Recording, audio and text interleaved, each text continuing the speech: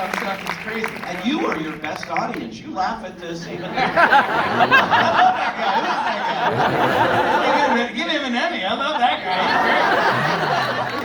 It's funny stuff. I mean, when you look at it, I think it's a variety show you do. I don't want to call it a talk show because you have so many elements, musical, everything, comedy. Can be maybe considered a talk show, but yeah, it's really a variety show. You really, more so than the others, really pour every element of show business into this. Yeah. Conan O'Brien gave me great advice. He said that he got advice from Johnny Carson, who told him that with this job you'll do everything you've ever learned. Everything. And I was like, oh, interesting. And now, after talking to Conan, who was on the show, that is true. I mean, I can barely tap dance, but that was it. I can do impressions. I've done all of them numerous times on the show. I don't know how many times I can do John Travolta. I mean, I can't live this like Sandy. Like I just keep doing it every week. You know, it's like crazy.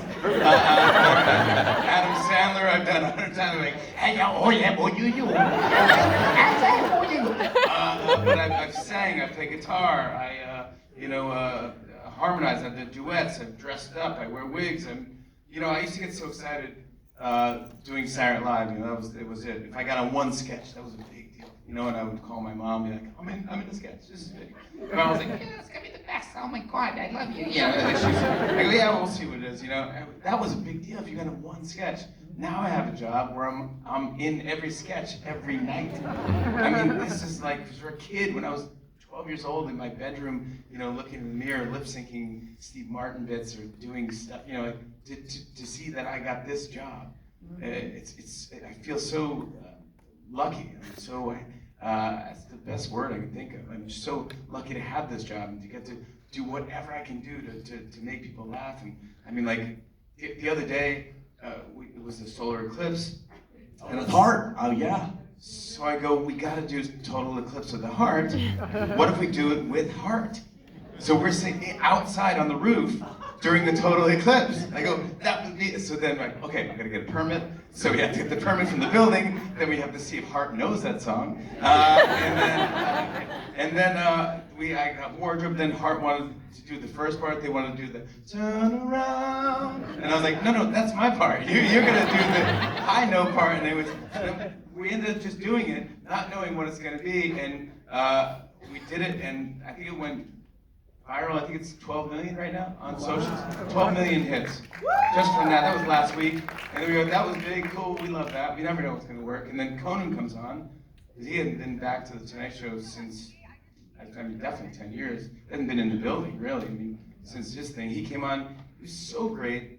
And he told me, he told me two things. He goes, one, I thought I had the best band in the world. I did, I had the best band in the world. He goes, and then you hired the Roots. And now I'm like, well, he goes, but then he told me, someone came up and reminded us both something. They go, this is a very rare club that you're in. You're the only two humans, you're only two people to host late night, The Tonight Show, and Saturday Night Live. Oh. We're the only two. We didn't talk about it on the show, but I was like, that's a rare club. And he was great. He said some really nice things to me at the end, and it's just, it's so fun. I do enjoy watching that because I never really watch the show after I do it. You know, I do it and it's done, and I got another show I have to do the next day, and then you can't get too happy because you got another show the next day. You can't get too sad because you got another show the next day. You know? So I never really watch it. So getting to see that, I'm like, oh yeah, I did all that stuff. Yeah. It's amazing too, and I think you were the pioneer, really, that I recall, in getting digital involved in late night, where so many people see this show. They see it in different ways, and you saw that early on as a way into a whole different audience, a younger audience, bringing them to this too. And now, you know, the numbers are astounding when you look at the viral hits that you get. Yeah, that Ghostbusters thing, again, we didn't know because no one can get a hold of Bill Murray. If anyone does know, let me know if he's going to do it or not. And then Bill shows up wearing the Ghostbusters outfit. I go, all right, I guess we're doing the song. So we did that song, and with the Roots, who are so talented, and we have producers behind that, John McDonald, who kind of writes out. I know it's just kazoos and cymbals, but there's a science to it, and we have to rehearse it, and so he wrote all the music out with Questlove. We produced the whole thing, and then when the guys come in, we just film it, maybe do 2 takes. It's got to be one clean take, there's no cuts. So that's just a clean take. You do that twice, and that's it. People have stuff to do. and that did 20 million on socials. 20 million views around the world, people watching, laughing, going like, yeah, again, like, that's those moments where you go like, I'm just so, I wish that, Steve Allen were alive, and Jack Parr, and Johnny, to see like what I'm doing with their show, and how big I'm taking the show. It's like, they wouldn't even believe it. Thank you. Yeah, they love it. I wouldn't be here, obviously, without them, but we'd be so impressed. Like, Jimmy, I can't believe you're big in Germany. Whatever Johnny would say, I don't know. Isn't that crazy though? It's like, even the writers back then, if they wrote a funny sketch, with a tomahawk sketch, you saw it once, and if you didn't see it, you didn't see it. Now you can go to the internet and see these things. It's amazing too. And this being Deadline, I have to ask you a newsy question too. It's an election season right now. And I've noticed you've been doing more political humor, but not nearly on the level in your monologue, the Colbert or Kimmel. And like Carson, we don't know where you personally stand politically, but you do it. You have your own lane that I think is kind of refreshing to see again in late night, but you're still doing it. Yeah, I think there's, our show's not for that. Our show is to entertain, and it should entertain everybody. So we have jokes about everybody, both sides, and that's not what our show's for. That's not what the Tonight Show is. That's not what Johnny taught me, by doing years of the Johnny Carson Tonight Show. So I want everyone to be able to sit around and watch the show and laugh and go, this guy's entertaining, this guy's putting a good show on, he's breaking a sweat every single night, Monday, Tuesday, Wednesday, Thursday, Friday, a 5-day work week. Wow.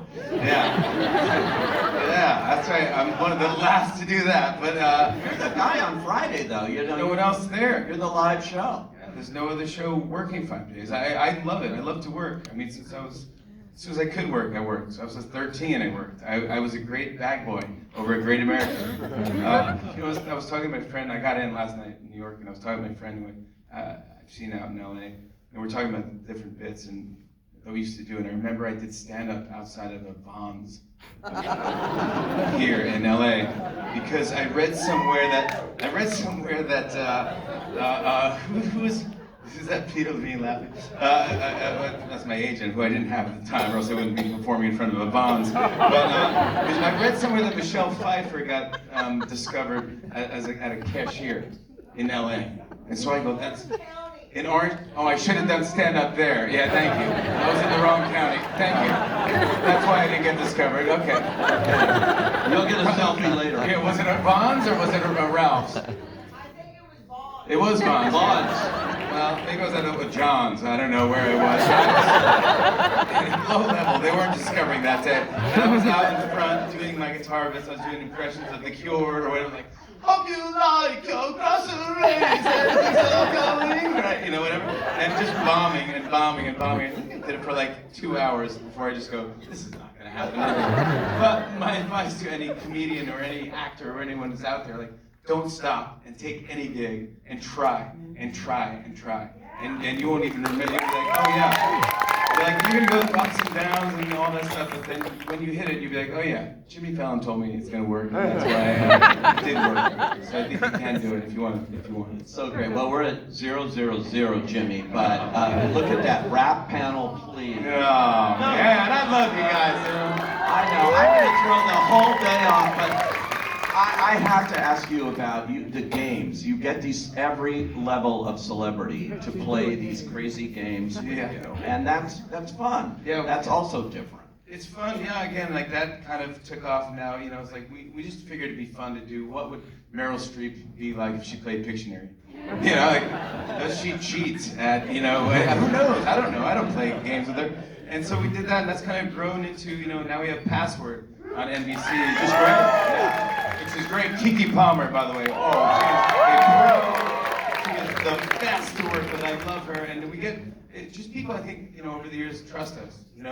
Obviously they come on the show to promote their stuff, and I don't mind doing that. That's part of the gig, that's my job. But we can pop a movie. We can open a movie. We can sell a book. We can do stuff and let everyone know that these things are out there. You have a brand new album out, whether it be singing with Ariana Grande or, whatever we're doing, we're reminding people that they have stuff out there.